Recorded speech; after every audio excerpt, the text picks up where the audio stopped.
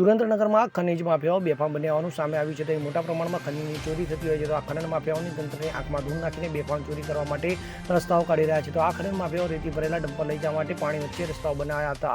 ત્યારે કોઈ પરવાનગી વગર ગેરકાયદેસર રીતે રસ્તાઓ બનાવનાર ખનન માફિયાઓ સામે જિલ્લા કલેક્ટરે લાલાક કરી છે. તો કલેક્ટરના આદેશ બાદ ગેરકાયદેસર રસ્તાઓ તોડી પાડાયા છે અને આ રસ્તાઓ બનાવનાર સામે કાર્યવાહી કરવાની કવાયત હાથ ધરવામાં આવી છે. તો મળતી માહિતી મુજબ સુરેન્દ્રનગર જિલ્લા કલેક્ટર રાજેન્દ્રકુમાર પટેલના આદેશ બાદ વઢવાણ પ્રાંત ઓફિસર અને મામલતદારે ગેરકાયદેસર રસ્તાઓ તોડી પાડ્યા હતા. તો આ કાર્યવાહી કરવા માટે જીસીબી સહિતની ટીમ ત્યાં પહોંચી હતી અને આવા રસ્તાઓને તોડી પાડવામાં આવ્યા હતા. તો આ મામલે કલેક્ટરે જણાવ્યું હતું કે રેતી ખનન માફિયાઓએ ધોળી ધજા ડેમના પાછળના ભાગે અને વસતરડી ગામે પાણી વચ્ચે રસ્તાઓ બનાવ્યા હતા. આવા તમામ રસ્તાઓ તોડી પાડવામાં આવશે. એક ડમ્પર રેતી ભરવા જતી વખતે પાણીમાં ખાબક્યું હતું અને એકનું મોત નીપજ્યું હતું. ત્યારે કલેક્ટર દ્વારા આ રસ્તાઓ બનાવનાર સામે કાર્યવાહીના આદેશ આપવામાં આવ્યો છે.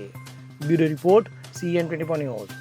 હવે જુઓ દેશ દુનિયાની તમામ ખબરો તમારી આંગળીના ટેરવે. ઉઠાવો મોબાઈલ અને Google Play Store પરથી ડાઉનલોડ કરો અમારી CN24 ન્યૂઝ મોબાઈલ એપ.